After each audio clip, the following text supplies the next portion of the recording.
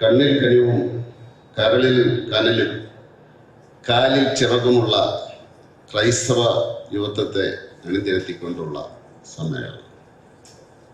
Kerala youth conference തീർച്ചയായിട്ടും കണ്ണിലെ കനിവ് വേണം, കരളിലെ കനല് വേണം, കാലിലെ ചിറകുമുണ്ടാകും. ഞാൻ സാധാരണ യുവാക്കളെ ഉപദേശിക്കാറില്ല. എൻ്റെ ബോധ്യങ്ങൾ വ്യത്യസ്തമാണ്. ഞാൻ വിശ്വസിക്കുന്നത് ഓരോ തലമുറയിൽ നിന്നും റിഫൈൻ ചെയ്തിട്ടാണ് അടുത്ത തലമുറ ഉണ്ടാകുന്നത് എന്നാണ് ഞാൻ വിശ്വസിക്കുന്നത്. എന്നെ കഴിഞ്ഞ് മോശമായിരിക്കില്ല എൻ്റെ അടുത്ത തലമുറ എന്ന വിശ്വാസം.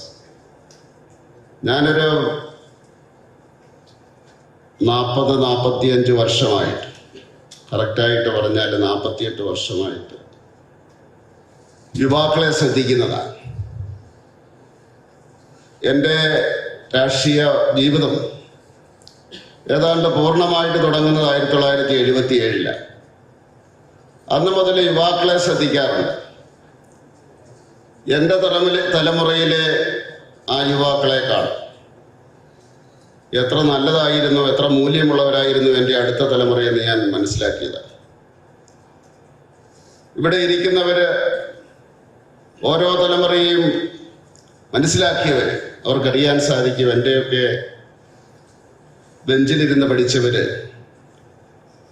എത്ര പേർക്ക് വ്യതിയാനങ്ങളുണ്ടായി, എത്ര പേര് വഴിതെറ്റി, അതിനുശേഷം അവർ പശ്ചാത്തപിക്കുന്ന ഞാൻ കണ്ടിട്ടുണ്ട്. അതിനുശേഷമുള്ള തലമുറ, അതിലും നന്നായ തലമുറയെ കണ്ടിട്ടുണ്ട്. കാരണം നന്മയ്ക്ക് വേണ്ടിയുള്ള വാഞ്ച നമ്മുടെ എല്ലാം മനസ്സിലുണ്ട്, അത് നമ്മുടെ എല്ലാം രക്തത്തിലുണ്ട്, അത് നമ്മുടെ എല്ലാം ജീൻസിലുണ്ട്. അതൊരു പരിണാമ പ്രക്രിയയാണ് എന്ന് ഞാൻ വിശ്വസിക്കുന്നു. അതുകൊണ്ട് സാധാരണ രീതിയിൽ ഞാൻ യുവാക്കളെ ഉപദേശിക്കാറില്ല. അവരെ നോക്കി പഠിക്കുകയാണ് ചെയ്യുന്നത്.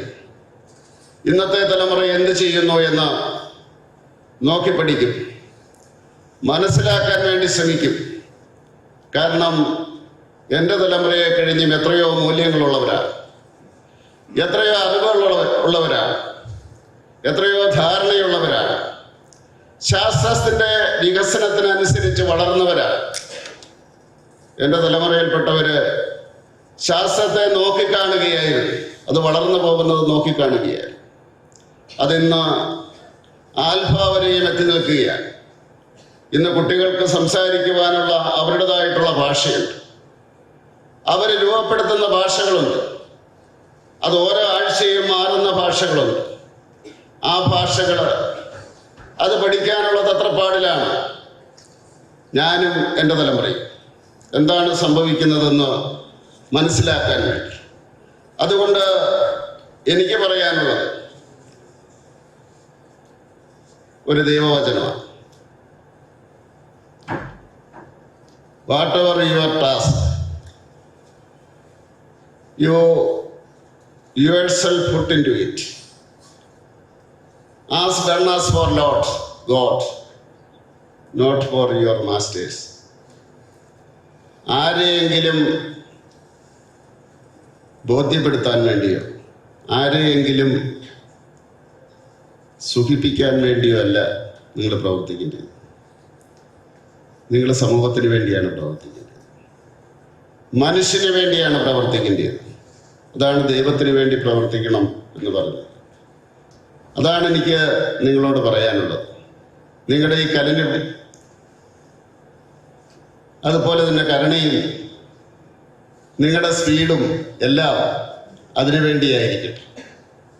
അത് തീർച്ചയായിട്ടും ആ യുവത്വത്തിൻ്റെ കാലഘട്ടത്തിലേ സാധിക്കുകയുള്ളൂ. സാധാരണ പറയാറുണ്ട്, ഈ one member suffer all others also suffer. If one member honored, all others rejoice together. അത് യുവത്വത്തിലേ സാധിക്കുള്ളൂ. വളർന്നു കഴിയുമ്പോൾ നിങ്ങൾക്ക് മനസ്സിലാവും അത് സാധിക്കില്ല.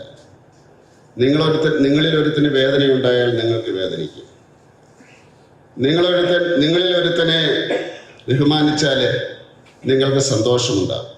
വളരുന്ന അവസരത്തിൽ അതില്ലാതാകുന്നത്, സ്വയം ഇല്ലാതാകുന്നത് നമ്മൾ തന്നെ മനസ്സിലാക്കും. അവിടെ മത്സരങ്ങളുടെയും അതുപോലെ തന്നെ സ്പർദ്ധയുടെയും കാലഘട്ടമായി. അതുകൊണ്ട് ഇതാണ് എനിക്ക് പറയാനുള്ളത്. കൂടുതലായിട്ട് ഈ യുവജനങ്ങളോട് എനിക്ക് പറയാനില്ല. കാരണം നിങ്ങളാണ് ഞങ്ങളെ നയിക്കേണ്ടത്. എല്ലാവരും മനസ്സിലാക്കുന്ന കാര്യമാണ്. ആ മുതിർന്നവരെ നയിക്കേണ്ടിയവർ നിങ്ങളാണ്. നിങ്ങൾ കൈവിടുമ്പോഴാണ് ആ മുതിർന്നവർ അനാഥരാകുന്നത്. സമൂഹത്തിൽ നിന്ന് ഏറ്റവും കൂടുതൽ അനാഥരാകുന്നത് മുതിർന്നവരാണ്. അപ്പോൾ അതുകൊണ്ട് ആ ഉത്തരവാദിത്വ ബോധം നിങ്ങളിലുണ്ടാവണം. നിങ്ങളുടെ വീട്ടിലുണ്ട് ആ മുതിർന്നവര്, നിങ്ങളുടെ ചുറ്റുവട്ടത്തിലുണ്ട് ആ മുതിർന്നവര്, നിങ്ങളുടെ സമൂഹത്തിലുണ്ട് ആ മുതിർന്നവര്. അതുകൊണ്ട് കാലഘട്ടം മാറുകയാണ്. നിങ്ങളെ ഉപദേശിക്കുവാനുള്ള ശക്തിയോ ശേഷിയോ ഇന്നത്തെ മുതിർന്ന സമൂഹത്തിനില്ല എന്ന് നിങ്ങൾ മനസ്സിലാക്കണം. നിങ്ങളുടെ ഉത്തരവാദിത്വമാണ് ഈ സമൂഹത്തെ നയിക്കേണ്ടത് എന്ന് പറഞ്ഞുകൊണ്ട് ഈ യൂത്ത് കോൺഫറൻസിന് എല്ലാവിധ ആശംസകളും നേർന്നുകൊണ്ട് ഈ സമ്മേളനം ഉദ്ഘാടനം ചെയ്തുകൊണ്ട് ഞാൻ എൻ്റെ വാക്കുകൾ ഉപസംഹരിക്കുന്നു. നന്ദി, നമസ്കാരം.